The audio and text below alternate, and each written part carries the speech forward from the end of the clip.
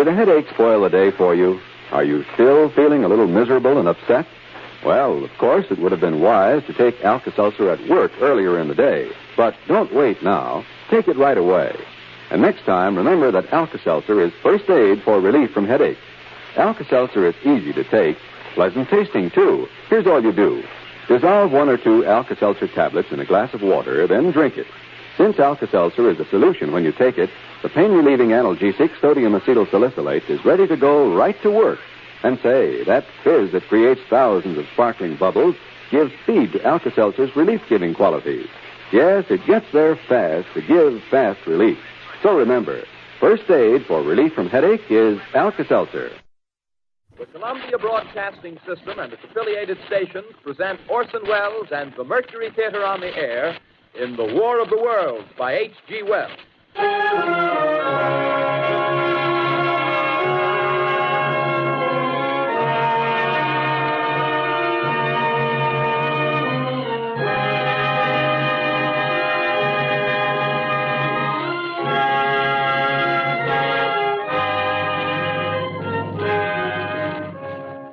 Ladies and gentlemen, the director of the Mercury Theater and star of these broadcasts, Orson Welles. We know now that in the early years of the 20th century, this world was being watched closely by intelligences greater than man's, and yet as mortal as his own. We know now that as human beings busied themselves about their various concerns, they were scrutinized and studied, perhaps almost as narrowly as a man with a microscope might scrutinize the transient creatures that swarm and multiply in a drop of water. With infinite complacence, people went to and fro over the earth about their little affairs, serene in the assurance of their dominion over this small, spinning fragment of solar driftwood, which by chance or design, man has inherited out of the dark mystery of time and space.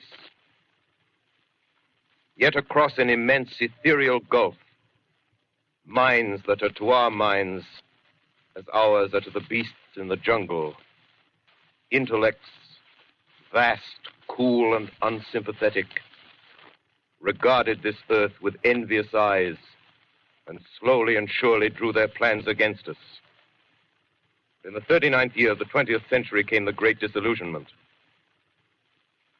Near the end of October, business was better. The war scare was over. More men were back at work. Sales were picking up. On this particular evening, October 30th, the Crosley service estimated that 32 million people were listening in on radios. For the next 24 hours, not much change in temperature. A slight atmospheric disturbance of undetermined origin is reported over Nova Scotia, causing a low-pressure area to move down rather rapidly over the northeastern states, bringing a forecast of rain accompanied by winds of light gale force. Maximum temperature 66, minimum 48. This weather report comes to you from the Government Weather Bureau. We take you now to the Meridian Room in the Hotel Park Plaza in downtown New York, where you will be entertained by the music of Raymond Raquello and his orchestra.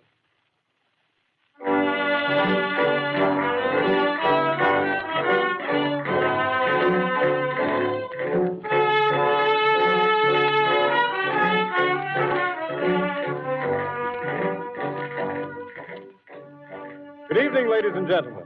From the Meridian Room in the Park Plaza Hotel in New York City, we bring you the music of Raymond Raquello and his orchestra. With a touch of the Spanish, Raymond Raquello leads off with La Campesita.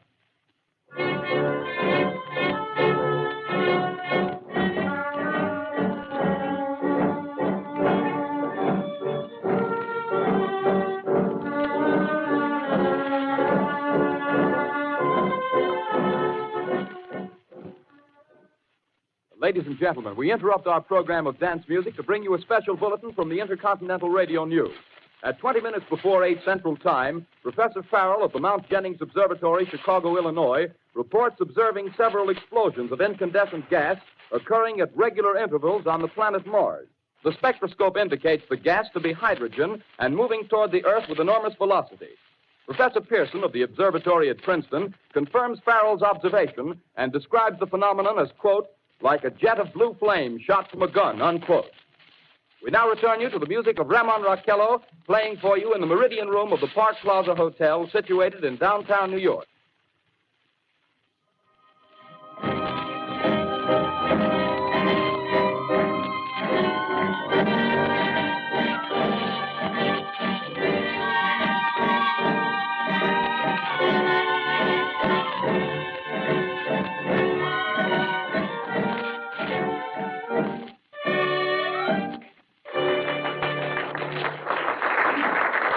And now a tune that never loses favor, the ever-popular Stardust, Raymond Raquello and his orchestra.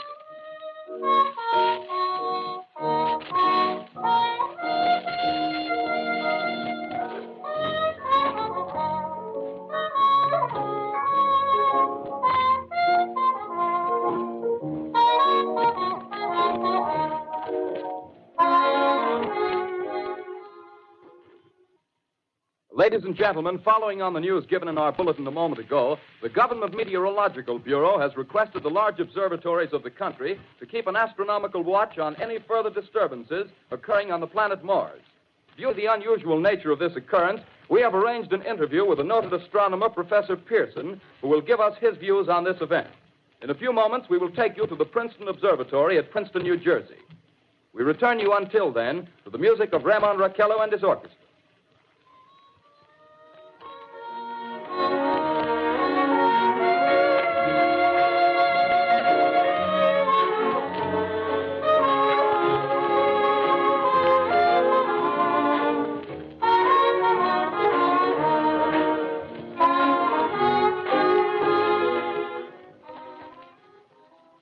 We are ready now to take you to the Princeton Observatory at Princeton, where Carl Phillips, our commentator, will interview Professor Richard Pearson, famous astronomer. We take you now to Princeton, New Jersey. Good evening, ladies and gentlemen. This is Carl Phillips speaking to you from the observatory at Princeton. I'm standing in a large semicircular room, pitch black except for an oblong split in the ceiling. Through this opening, I can see a sprinkling of stars that cast a kind of frosty glow over the intricate mechanism of the huge telescope. The ticking sound you hear is the vibration of the clockwork. Professor Pearson stands directly above me on a small platform, peering through the giant lens. I'll ask you to be patient, ladies and gentlemen, during any delay that may arise during our interview. Besides the ceaseless watch of the heavens, Professor Pearson may be interrupted by telephone or other communications. During this period, he is in constant touch with the astronomical centers of the world. Professor, may I begin our questions? At any time, Mr. Phillips. Professor, would you please tell our radio audience exactly what you see as you observe the planet Mars through your telescope? Nothing unusual at the moment, Mr. Phillips. A red disk swimming in a blue sea. Transverse stripes across the disk. Quite distinct now because Mars happens to be at the point nearest the Earth, in opposition, as we call it. In your opinion, what do these transverse stripes signify, Professor Pearson? Not canals, I can assure you, Mr. Phillips. They... Although that's the popular conjecture of those who imagine Mars to be inhabited. From a scientific viewpoint, the stripes are merely the result of atmospheric conditions peculiar to the planet. Then you're quite convinced, as a scientist, that living intelligence as we know it does not exist on Mars? I say the chances against it are 1,000 to 1.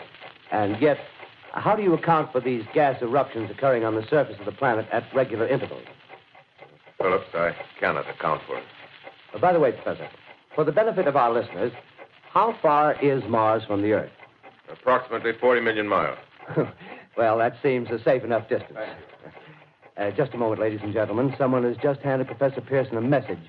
While he reads it, let me remind you that we are speaking to you from the observatory in Princeton, New Jersey, where we are interviewing the world-famous astronomer, Professor Pearson. One moment, please. Professor Pearson has passed me a message which he has just received.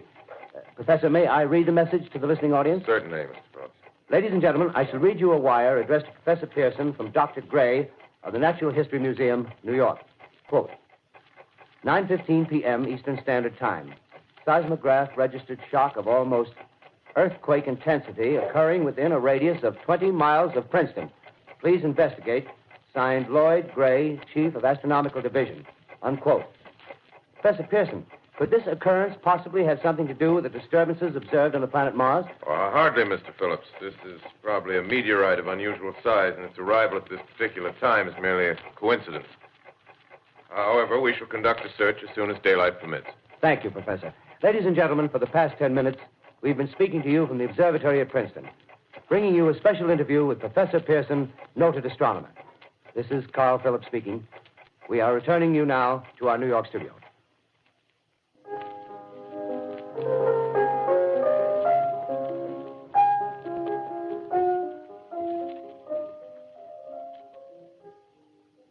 Ladies and gentlemen, here is the latest bulletin from the Intercontinental Radio News. Toronto, Canada. Professor Morse of Macmillan University reports observing a total of 3 explosions on the planet Mars between the hours of 7:45 p.m. and 9:20 p.m. Eastern Standard Time. This confirms earlier reports received from American observatories. Now, nearer home, comes a special bulletin from Trenton, New Jersey. It is reported that at 8:50 p.m., a huge flaming object, believed to be a meteorite, fell on a farm in the neighborhood of Grover's Mill, New Jersey, 22 miles from Trenton. The flash in the sky was visible within a radius of several hundred miles, and the noise of the impact was heard as far north as Elizabeth. We have dispatched a special mobile unit to the scene, and we'll have our commentator, Carl Phillips, give you a word picture of the scene as soon as he can reach there from Princeton. In the meantime, we take you to the Hotel Martinet in Brooklyn, where Bobby Millett and his orchestra are offering a program of dance music.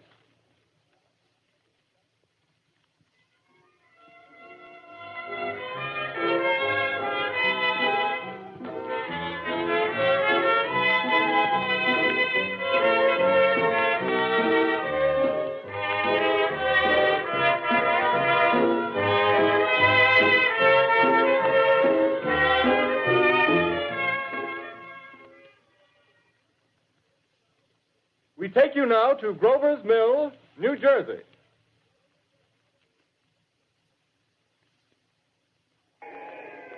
Ladies and gentlemen, this is Carl Phillips again, out at the Wilmot Farm, Grover's Mill, New Jersey. Professor Pearson and myself made the 11 miles from Princeton in 10 minutes. Well, I hardly know where to begin. To paint for you a word picture of the strange scene before my eyes, like something out of a modern Arabian Nights. Well, I just got here. I haven't had a chance to look around yet. I guess that's it. Yes, I guess that's the thing directly in front of me, half buried in a vast pit. Must have struck with terrific force. The ground is covered with splinters of a tree. It must have struck on its way down. But I can see of the object itself doesn't look very much like a meteor. At least not the meteors I've seen. It looks more like a huge cylinder. Has a diameter of, what would you say, Professor Pearson? What's that? What would you say, what's the diameter of this? About 30 yards. About 30 yards. The metal on the sheath is, well, I've never seen anything like it. The color is sort of yellowish white. Its curious spectators now are pressing close to the object in spite of the efforts of the police to keep them back. Getting in front of my line of vision. Would you mind standing one side, please? While the police are pushing the crowd back. Here's Mr. Wilmot, owner of the farm here. He may have some interesting facts to add. Mr. Wilmot, would you please tell the radio audience as much as you remember of this rather unusual visitor that dropped in your backyard? A step closer, please. Ladies and gentlemen, this is Mr. Wilmot.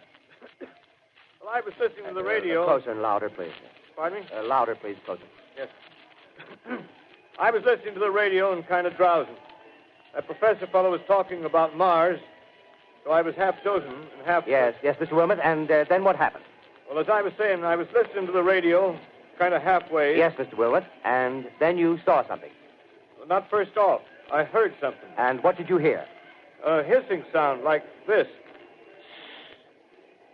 Kind of like a 4th of July rocket. Yes, then what? I turned my head out the window and would have sworn I was asleep and dreaming. Yes? I seen a kind of greenish streak and then zingo. Something smacked the ground, knocked me clear out of my chair. Well, were you frightened, Mr. Wilmot? Well, I ain't quite sure. I reckon I was kind of riled. Well, thank you, Mr. Wilmot. Thank you very much. Yeah, you want me to tell No, that's quite all right. That's plenty. Ladies and gentlemen, you've just heard Mr. Wilmot, owner of the farm where this thing has fallen. I wish I could convey the atmosphere, the background of this fantastic scene. Hundreds of cars are parked in a field in back of us, and the police are trying to rope off the roadway leading into the farm, but it's no use. They're breaking right through. The car's headlights throw an enormous spotlight on the pit where the object's half buried. Now, some of the more daring souls now are venturing near the edge. Their silhouettes stand out against the metal sheen. One man wants to touch the thing. He's having an argument with the policeman. Now, the policeman wins. Now, ladies and gentlemen, there's something I haven't mentioned in all this excitement, but it's becoming more distinct. Perhaps you've caught it already on your radio. Listen, please. Do you hear it? It's a curious humming sound that seems to come from inside the object. I'll move the microphone nearer. Here. Now, we're not more than 25 feet away. Can you hear it now? Professor Pearson? Yes, Mr. Can you tell us the meaning of that scraping noise inside the thing? Possibly the unequal cooling of its surface. I say, do you still think it's a meteor, Professor? I don't know what to think. The metal casing is definitely extraterrestrial. Not found on this Earth. Friction with the Earth's atmosphere usually tears holes in a meteorite. This thing is smooth, and you can see its cylindrical just a minute. shape. Something's happening. Ladies and gentlemen, this is terrific. This end of the thing is beginning to flake off. The top is beginning to rotate like a screw, and the thing must be hollow. He's moving. Keep back there. Keep back there. Keep those men back. Keep back there. Keep those idiots back. Take off. The top's loose. Look out there. Stand back. Ladies and gentlemen, this is the most terrifying thing I've ever witnessed. Wait a minute. Someone's calling someone or something. I can see turning out of that black hole two luminous discs. The eyes, it might be a face, might be almost Good heavens, something wriggling out of the shadow like a gray snake. Now it's another one and another one and another one. They look like tentacles to me. Oh, yeah, I can see the thing's body. Now it's large as a bear. It glistens like wet leather, but that face, ladies and gentlemen, it's indescribable. I can hardly force myself to keep looking at it. It's so awful. The eyes are black and they gleam like a serpent. The mouth is kind of V-shaped with saliva dripping from its rimless lips that seem to quiver and pulsate. And the monster or whatever it is can hardly move. It seems weighed down by possibly gravity or something. The thing's rising up now and the crowd falls back. They've seen plenty. The most extraordinary experience, ladies and gentlemen. I can't find words. Well, I'll pull this microphone with me as I talk. I'll have to stop the description until I can take a new position. Hold on, will you please? I'll be right back in a minute.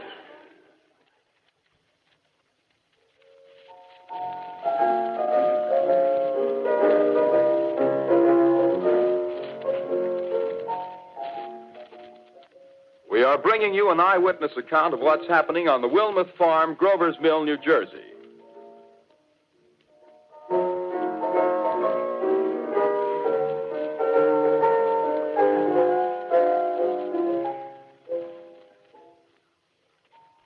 We now return you to Carl Phillips at Grover's Mill. Ladies and gentlemen, am I on? Ladies and gentlemen, here I am, back of a stone wall that adjoins Mr. Wilmuth's garden. From here, I get a sweep of the whole scene. I'll give you every detail as long as I can talk and as long as I can see. More state police have arrived. They're drawing up a cordon in front of the pit. About 30 of them. No need to push the crowd back now. They're willing to keep their distance. The captain's conferring with someone. Can't quite see who. Oh, yes, I believe it's Professor Pearson. Yes, it is. Now they've parted, and the professor moves around one side, studying the object while the captain and two policemen advance with something in their hands. I can see it now. It's a white handkerchief tied to a pole. Flag of truce. If those creatures know what that means, what anything means. Wait a minute, something's happening. Humped shape is rising out of the pit. I can make out a small beam of light against a mirror. What's that? There's a jet of flame springing from the mirror, and it leaps right at the advancing men. It strikes them head on.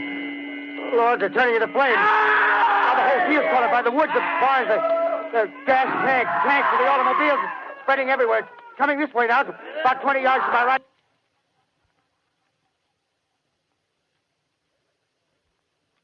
Ladies and gentlemen, due to circumstances beyond our control, we are unable to continue the broadcast from Grover's Mill. Evidently, there's some difficulty with our field transmission. However, we will return to that point at the earliest opportunity. In the meantime, we have a late bulletin from San Diego, California. Professor Indelkoffer, speaking at a dinner of the California Astronomical Society, expressed the opinion that the explosions on Mars are undoubtedly nothing more than severe volcanic disturbances on the surface of the planet. We continue now with our piano interlude.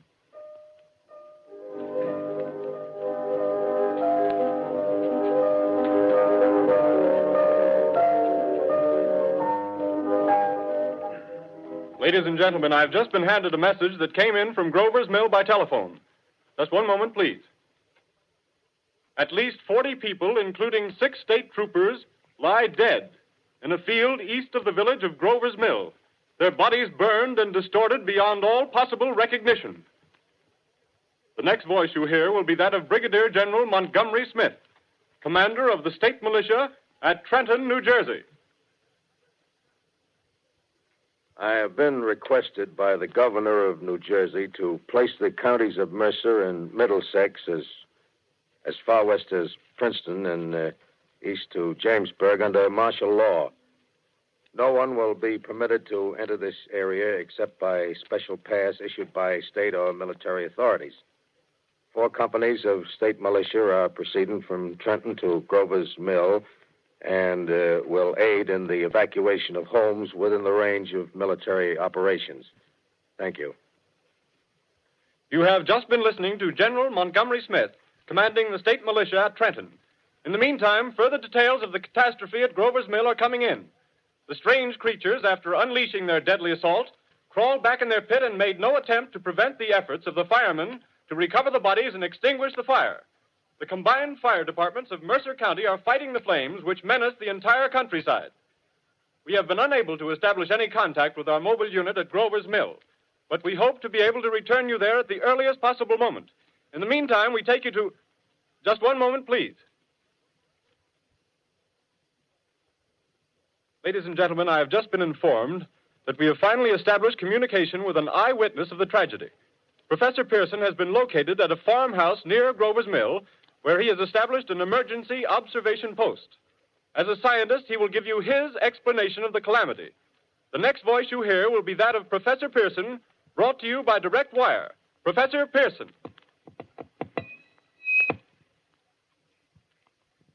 Of the creatures in the rocket cylinder at Grover's Mill, I can give you no authoritative information, either as to their nature, their origin, or their purposes here on Earth. Of their destructive instrument, I might venture some conjectural explanation. For want of a better term, I shall refer to the mysterious weapon as a heat ray. It's all too evident that these creatures have scientific knowledge far in advance of our own. It's my guess that in some way they are able to generate an intense heat in a chamber of practically absolute non-conductivity. This intense heat they project in a parallel beam against any object they choose by means of a polished parabolic mirror of unknown composition, much as the mirror of a lighthouse projects a beam of light.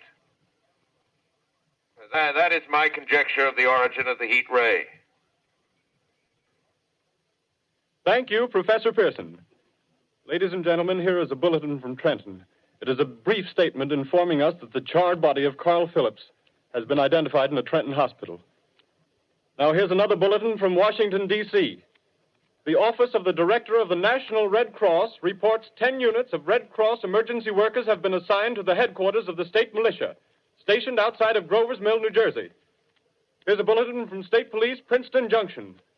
The fires at Grover's Mill and vicinity are now under control. Scouts report all quiet in the pit, and there is no sign of life appearing from the mouth of the cylinder. Now, ladies and gentlemen, we have a special statement from Mr. Harry McDonald, Vice President in charge of operations. We have received a request from the state militia of Trenton to place at their disposal our entire broadcasting facilities. In view of the gravity of the situation, and believing that radio has a responsibility to serve in the public interest at all times, we are turning over our facilities to the state militia at Trenton. We take you now to the field headquarters of the state militia near Grover's Mill, New Jersey. This is Captain Lansing of the Signal Corps, attached to the state militia, now engaged in military operations in the vicinity of Grover's Mill. Situation arising from the reported presence of certain individuals of unidentified nature is now under complete control. The cylindrical object, which lies in a pit directly below our position, surrounded on all sides by 8 battalions of infantry, without heavy field pieces, but adequately armed with rifles and machine guns. All cause for alarm, if such cause ever existed, is now entirely unjustified. Things, whatever they are, do not even venture to poke their heads above the pit. I can see their hiding place plainly in the glare of the searchlights here. With all their reported resources, these creatures can scarcely stand up against heavy machine gun fire. Anyway, it's an interesting outing for the troops. I can make out their khaki uniforms crossing back and forth in front of the lights. Looks almost like a real war. There appears to be some slight smoke in the woods bordering the Millstone River. Probably fire started by campers. Well, we ought to see some action soon. One of the companies is deploying on the left flank. A quick thrust and it'll all be over. Now, wait a minute. I see something on top of the cylinder. No, it's nothing but a shadow. Now the troops are on the edge of the Wilmot Farm. 7,000 armed men closing in on an old metal tube. A tub, rather. Well, wait, that wasn't a shadow. It's something moving. Solid metal, kind of a shield-like affair rising up out of the cylinder. It's going higher and higher. What? It's standing on legs, actually rearing up on a sort of metal framework. Now it's reaching above the trees and the searchlights are on it. Hold on.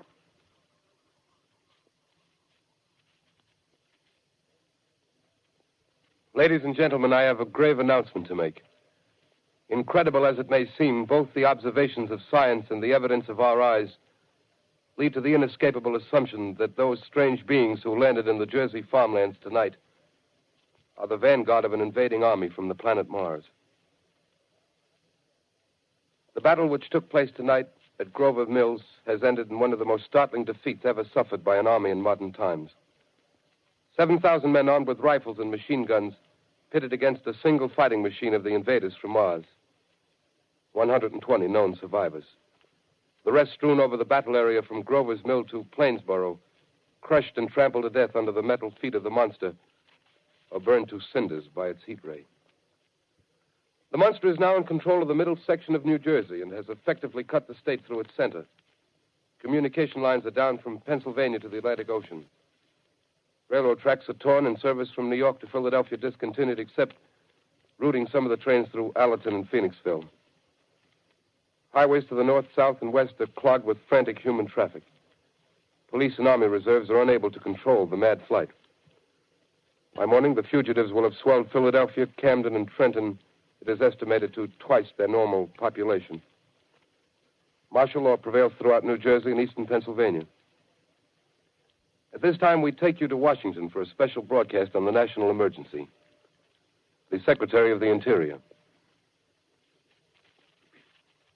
Citizens of the nation, I shall not try to conceal the gravity of the situation that confronts the country, nor the concern of your government in protecting the lives and property of its people. However, I wish to impress upon you, private citizens and public officials, all of you, the urgent need of calm and resourceful action. Fortunately, this formidable enemy is still confined to a comparatively small area, and we may place our faith in the military forces to keep them there.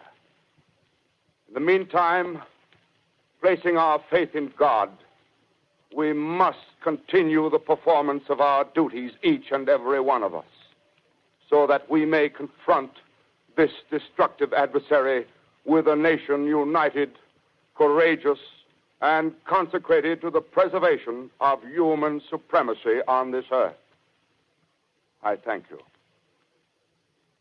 You have just heard the Secretary of the Interior speaking from Washington. Bulletins too numerous to read are piling up in the studio here. We're informed that the central portion of New Jersey is blacked out from radio communication due to the effect of the heat ray upon power lines and electrical equipment. Here's a special bulletin in New York. Cables have been received from English, French, and German scientific bodies offering assistance. Astronomers report continued gas outbursts at regular intervals on the planet Mars. The majority voiced the opinion that the enemy will be reinforced by additional rocket machines. There have been several attempts made to locate Professor Pearson of Princeton, who has observed Martians at close range. It is feared he was lost in the recent battle. Langham Field, Virginia. Scouting planes report 3 Martian machines visible above treetops, moving north toward Somerville with population fleeing ahead of them. The heat ray is not in use, although advancing at express train speed, invaders pick their way carefully. They seem to be making a conscious effort to avoid destruction of cities and countryside. However, they stop to uproot power lines, bridges, and railroad tracks. Their apparent objective is to crush resistance, paralyze communication, and disorganize human society. Here is a bulletin from Basking Ridge, New Jersey. Coon hunters have stumbled on a second cylinder similar to the first, embedded in the great swamp 20 miles south of Morristown. Army field pieces are proceeding from Newark to blow up the second invading unit before the cylinder can be opened and the fighting machine rigged. They are taking up a position in the foothills of Watchung Mountains. Another bulletin from Langham Field, Virginia. Scouting planes report enemy machines, now 3 in number, increasing speed northward, kicking over houses and trees in their evident haste to form a conjunction with their allies south of Morristown. Machines also sighted by telephone operator east of Middlesex within 10 miles of Plainfield. Here's a bulletin from Winston Field, Long Island. A fleet of Army bombers carrying heavy explosive flying north in pursuit of enemy. Scouting planes act as guides. They keep the speeding enemy in sight. Just a moment, please, ladies and gentlemen. We've run special wires to the artillery line in adjacent villages to give you direct reports in the zone of the advancing enemy. First, we take you to the battery of the 22nd Field Artillery, located in the Watchung Mountains. Range 32 meters. 32 meters. Projection 39 degrees. 39 degrees. Fire. 140 yards to the right, sir. Shift range 31 meters. 31 meters. Projection 37 degrees. 37 degrees. Fire.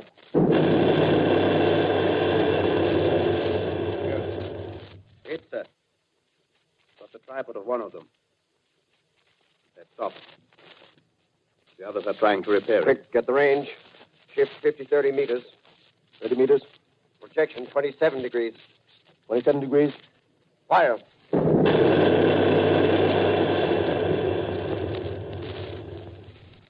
Can't see the shell land, sir. Letting off a smoke. What is it? Black smoke, sir. Moving this way. Lying close to the ground. Moving fast. Put on gas masks. Get ready to fire. Shift to 24 meters. 24 meters. Projection 24 degrees. 24 degrees. Fire.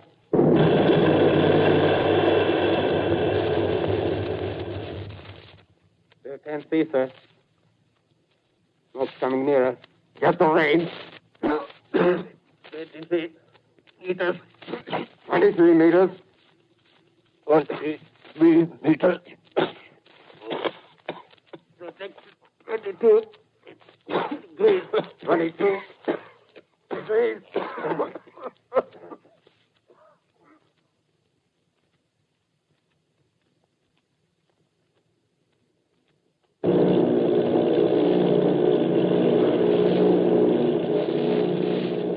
Army bombing plane V-843 off Bayonne, New Jersey. Lieutenant Vogt, commanding 8 bombers, reporting to Commander Fairfax, Langham Field.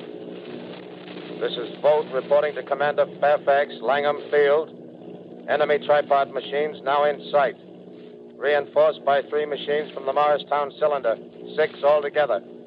1 machine partially crippled.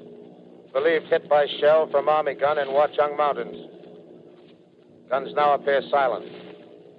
A heavy black fog hanging close to the earth of extreme density, nature unknown. No sign of heat ray. Enemy now turns east, crossing Passaic River into the Jersey marshes. Another straddles the Pulaski Skyway. Evident objective is New York City. They're pushing down a high-tension power station. Machines are close together now, and we're ready to attack. Planes circling, ready to strike.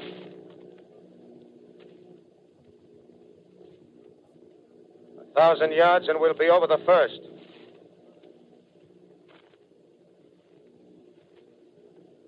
Eight 800 yards.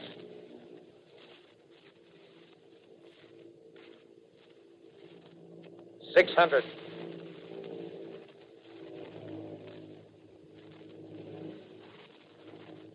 $400. 200. There they go.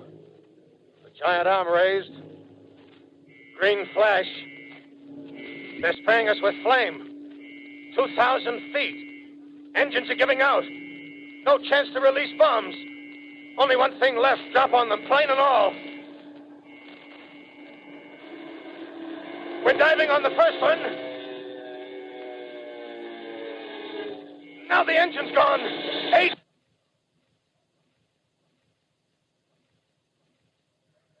This is Bayonne, New Jersey, calling Langham Field. This is Bayonne, New Jersey, calling Langham Field. Come in, please. This is Langham Field. Go ahead. 8 Army bombers in engagement with enemy tripod machines over Jersey Flats. Engines incapacitated by heat ray. All crashed. 1 enemy machine destroyed.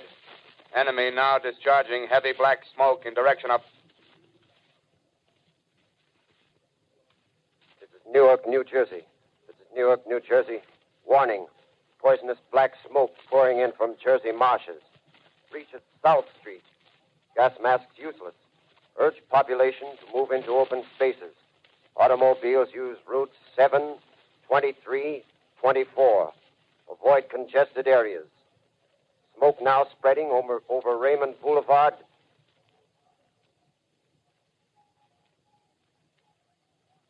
L calling CQ. 2X2L calling CQ. 2X2L calling 8X3R. Come in, please.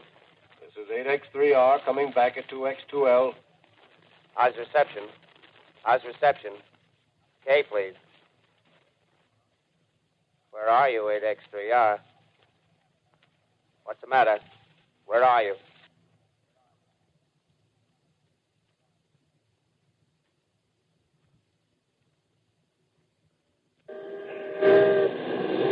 I'm speaking from the roof of Broadcasting Building. I'm speaking from the roof of Broadcasting Building, New York City. The bells you hear are ringing to warn the people to evacuate the city as the Martians approach.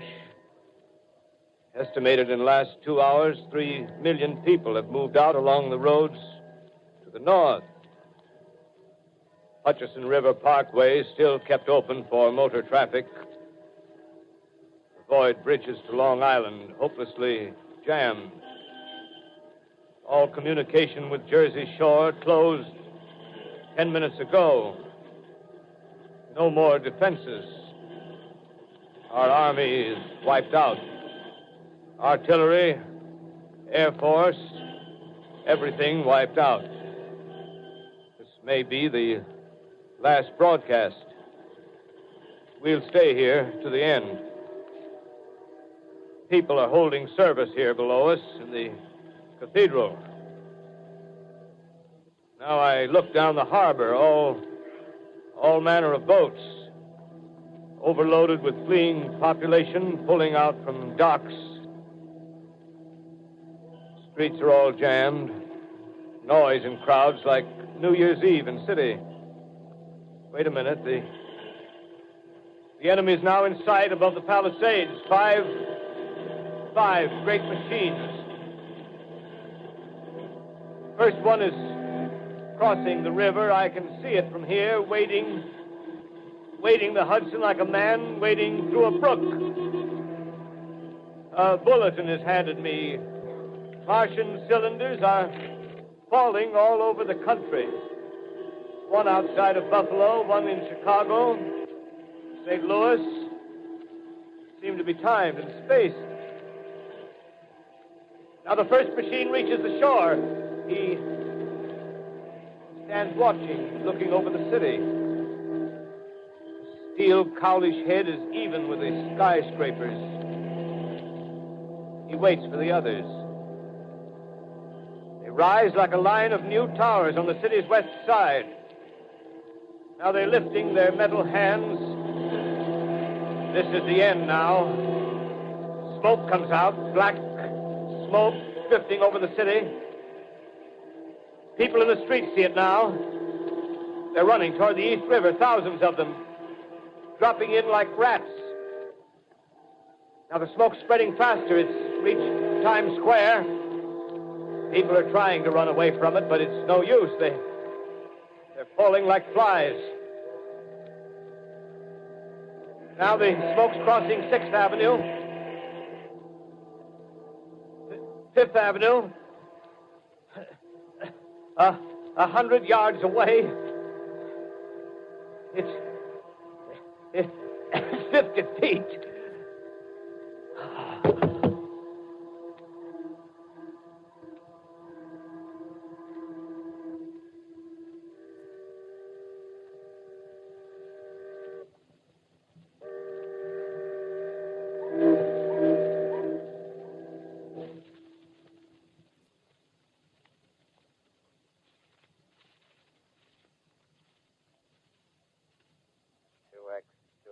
Calling CQ.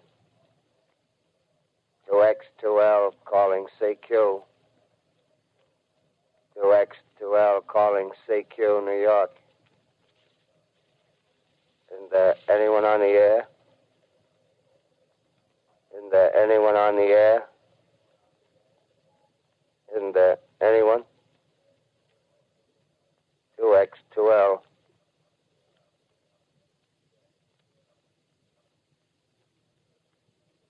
You are listening to a CBS presentation of Orson Welles and the Mercury Theater on the Air in an original dramatization of The War of the Worlds by H.G. Wells. The performance will continue after a brief intermission. This is the Columbia Broadcasting System.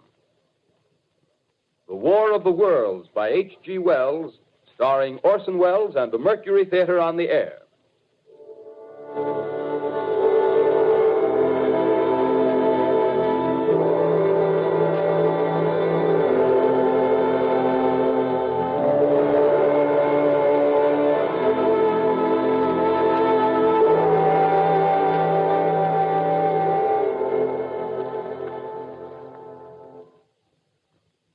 I set down these notes on paper. I'm obsessed by the thought that I may be the last living man on Earth. I've been hiding in this empty house near Grover's Mill, a small island of daylight cut off by the black smoke from the rest of the world. All that happened before the arrival of these monstrous creatures in the world now seems part of another life. A life that has no continuity with the present. Furtive existence of the lonely derelict who pencils these words on the back of some astronomical notes bearing the signature of Richard Pearson. I look down at my blackened hand and I try to connect them with a professor who lives at Princeton and who, on the night of October 20th, glimpsed through his telescope an orange splash of light on a distant planet. My wife, my colleagues, my students, my books, my observatory, my world. Where are they? Did they ever exist? Am I Richard Pearson? What day is it? Do days exist without calendars? Does time pass when there are no human hands left to wind the clocks? Writing down my daily life, I tell myself I shall preserve human history between the dark covers of this little book that was meant to record the movements of the stars. But to write, I must live, and to live, I must eat. Find moldy bread in the kitchen and an orange not too spoiled to swallow. Keep watch at the window. Time to time, I catch sight of a Martian above the black smoke. The smoke still holds the house in its black coil, but at length there's a hissing sound, and suddenly I see a Martian mounted on his machine, spraying the air with a jet of steam as if to dissipate the smoke. I watch in a corner as his huge metal legs nearly brush against the house. Exhausted by terror, I fall asleep. Morning. Sun streams in the window. The black cloud of gas is lifted, and the scorched meadows to the north look as though a black snowstorm had passed over them. I venture from the house. I make my way to a road, no traffic. Here and there, a wrecked car, baggage overturned, a blackened skeleton. Push on north. For some reason, I feel safer trailing these monsters than running away from them. And I keep a careful watch. I've seen the Martians feed. Should one of their machines appear over the top of trees, I'm ready to fling myself flat on the earth. Come to a chestnut tree. October. Chestnuts are ripe. Fill my pockets. I must keep alive. 2 days I wander in a vague northerly direction through a desolate world. Finally, I notice a living creature. A small red squirrel in a beech tree. I stare at him and wonder. He stares back at me. I believe at that moment the animal and I shared the same emotion. The joy of finding another living being. Push on north. I find dead cows in a brackish field, and beyond the charred ruins of a dairy, the silo remains standing guard over the wasteland like a lighthouse, deserted by the sea. Astride the silo perches a weathercock. The arrow points north. North. Next day, I come to a city. City vaguely familiar in its contours, yet its buildings strangely dwarfed and leveled off as if a giant had sliced off its highest towers with a capricious sweep of his hand. Reached the outskirts, I found Newark. Newark, undemolished but humbled by some whim of the advancing Martians. Presently, with an odd feeling of being watched, I caught sight of something crouching in a doorway. I made a step towards it. It rose up and became a man. A man armed with a large knife. Stop! Where do you come from? I come from many places. A long time ago, from Princeton. Princeton, huh? That's near Grover's Mill. Yes. Grover's Mill. There's no food here. This is my country. All this end of town down the river. There's only food for one. Which way are you going? I don't know. I guess I'm looking for people. Hey, what was that? Did you hear something just then? No. Only a bird. A live bird. Yeah. You get to know that birds have shadows these days. Say, we're in the open here. Let's crawl in this doorway here and talk. Have you seen any Martians? No. They're going over to New York. Night, the sky's alive with their lights, just as if people were still living in it. By daylight, you can't see them. 5 days ago, a couple of them carried something big across the flats from the airport. I think they're learning how to fly. Fly? Yeah, fly. Then it's all over with humanity. Stranger, there's still you and I. 2 of us left. Yeah. They got themselves in solid. They wrecked the greatest country in the world. Those green stars, they're probably falling somewhere every night. They've only lost one machine. There isn't anything to do. We're done. We're licked. Where were you? You're in a uniform. Yeah, what's left of it. I was in the militia. National Guard. That's good. There wasn't any war. Any more than there's war between men and ants. Yes, but we're eatable ants. I found that out. What'll they do to us? I thought it all out. Right now, we're caught as we're wanted. A Martian only has to go a few miles to get a crowd on the run. But they won't keep on doing that. They'll begin catching us systematic, like keeping the best and storing us in cages and things. They haven't begun on us yet. Not begun? Not begun. All that's happened so far is because we don't have sense enough to keep quiet. Bothering them with guns and such stuff and losing our heads and rushing off in crowds. No, instead of our Rushing around blind, we got to fix ourselves up according to the way things are now. Cities, nations, civilization, progress. Yes, but if that's so, what is there to live for? Well, there won't be any more concerts for 1,000,000 years or so, and no nice little dinners at restaurants. If it's amusement you're after, I guess the game's up. What is there left? Life, that's what. I want to live. Yeah, and so do you. We're not going to be exterminated. And I don't mean to be caught either.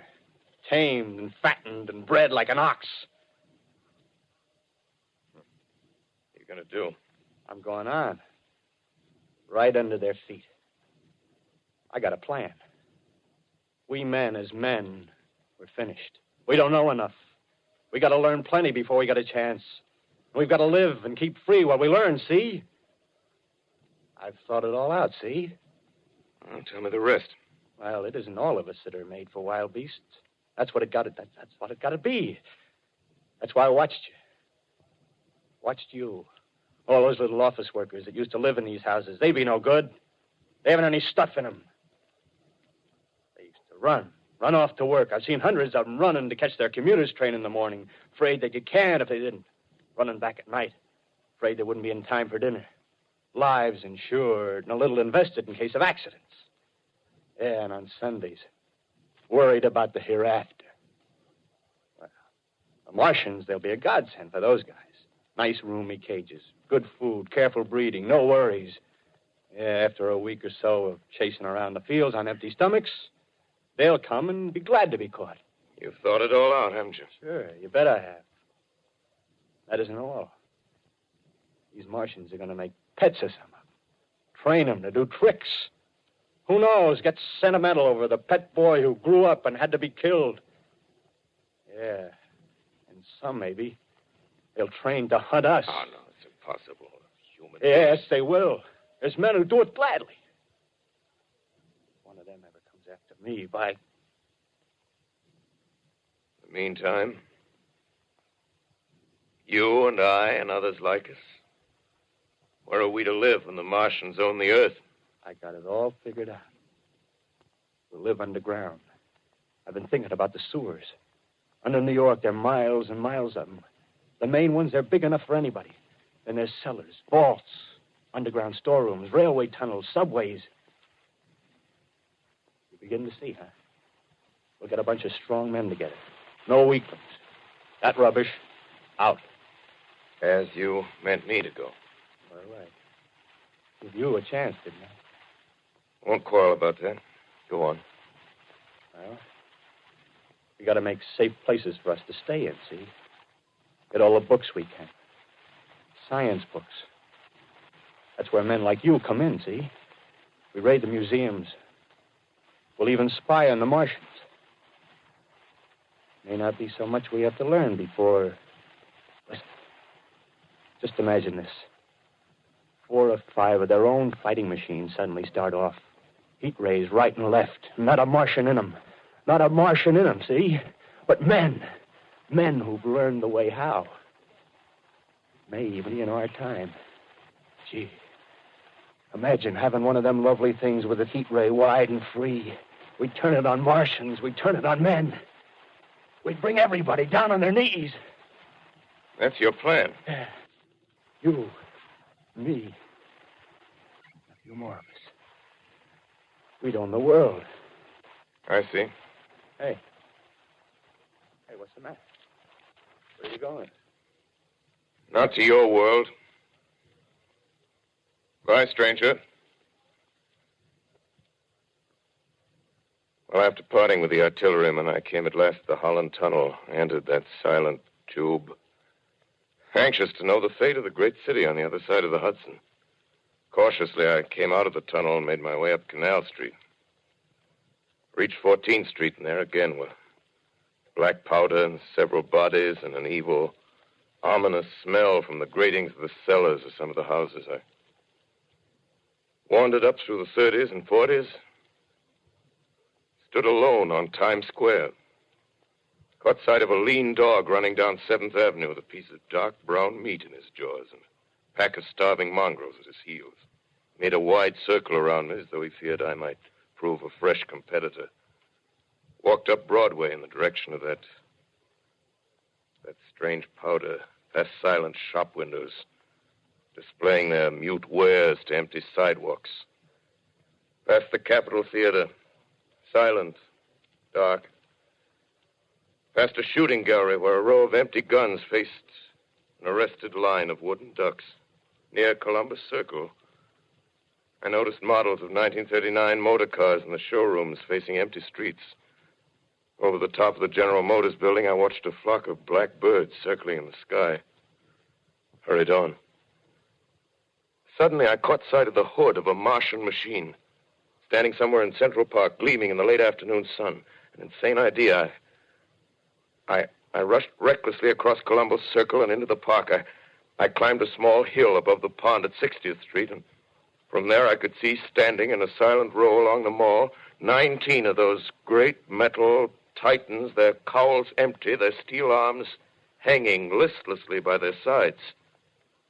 I looked in vain for the monsters that inhabit those machines. Suddenly, my eyes were attracted to the immense flock of black birds that hovered directly below me. They circled to the ground. And there before my eyes, stark and silent, lay the Martians with the hungry birds pecking and tearing brown shreds of flesh from their dead bodies. Later, when their bodies were examined in laboratories, it was found that they were killed by the putrefactive and disease bacteria against which their systems were unprepared. Slain, after all, man's defenses had failed by the humblest thing that God, His wisdom, has put upon this earth. Before the cylinder fell, there was a general persuasion that through all the deep of space, no life existed beyond the petty surface of our minute sphere. Now we see further.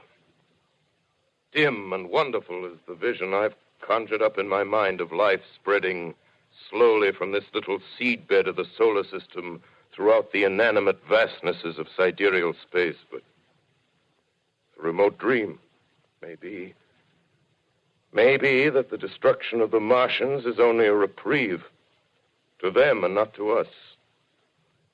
Is the future ordained, perhaps?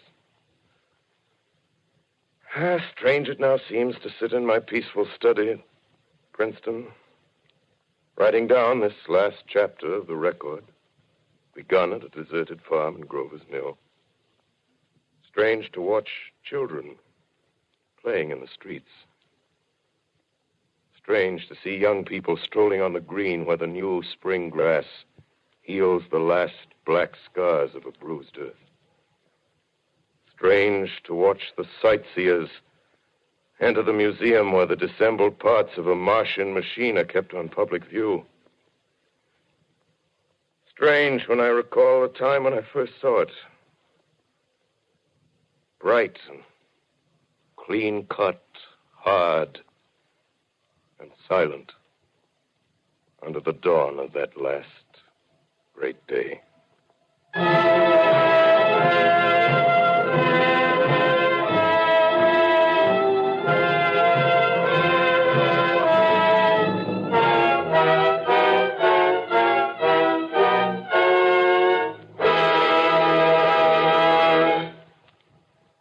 This is Orson Welles, ladies and gentlemen, out of character to assure you that the War of the Worlds has no further significance than as the holiday offering it was intended to be. The Mercury Theater's own radio version of dressing up in a sheet and jumping out of a bush and saying boo. Starting now, we couldn't soap all your windows and steal all your garden gates. By tomorrow night, so we did the best next thing. We annihilated the world before your very ears and utterly destroyed the CBS. You will be relieved, I hope, to learn that we didn't mean it and that both institutions are still open for business. So goodbye, everybody, and remember, please, for the next day or so, the terrible lesson you learned tonight. That grinning, glowing, globular invader of your living room is an inhabitant of the pumpkin patch, and if your doorbell rings and nobody's there, that was no Martian. It's Halloween.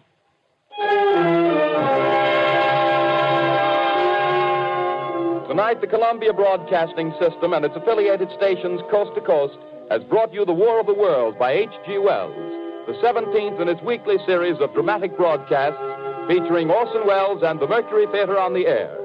Next week, we present a dramatization of 3 famous short stories. This is the Columbia Broadcasting System.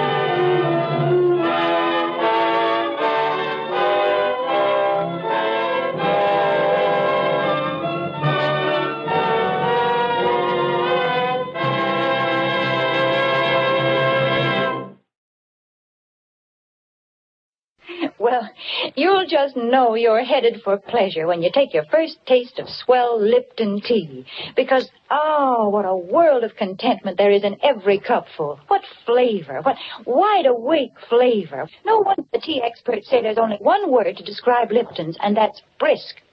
No wonder more folks enjoy Lipton's than any other brand of tea in the world. It's because Lipton tea never tastes dull, flat, or dreary. It's always lively and cheery. Yes, Lipton's is the world's favorite tea, and it will be your favorite, too, once you taste that brisk Lipton flavor. So be sure you try Lipton tea.